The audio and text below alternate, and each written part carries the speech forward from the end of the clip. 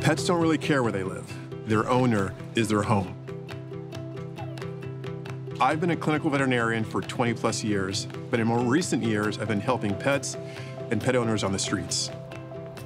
Before I became the street vet, I was working at a shelter where euthanasia was not uncommon. You don't get into this profession to euthanize animals, you get into it to save them. Every day, I kept noticing the same man outside where I'd stop for gas or coffee. I'd usually ignore him, until one day I decided to stop because I noticed a rash on his dog, and it was a flea issue. I said I'd be back the next day with a treatment. I returned, we treated the dog, and then a week later, I saw the same dog. The hair was coming back, he was wagging his tail. The owner was happy, the dog was happy, and he looked up at me with tears in his eyes and said thank you. That was the kickoff moment, the inspiration that started all this journey.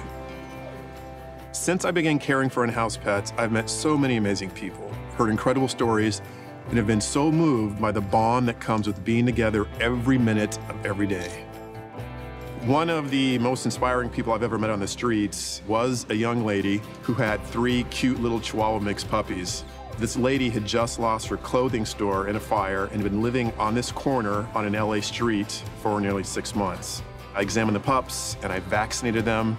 Despite her troubles, this woman is one of the most positive people I've ever met.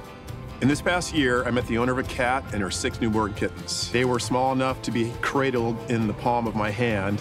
I examined them and the mother. We ended up spaying the mother and adopting all 6 kittens into new homes, and they're doing well and thriving today. And they're passing on the hope and the love that we found right there in that moment.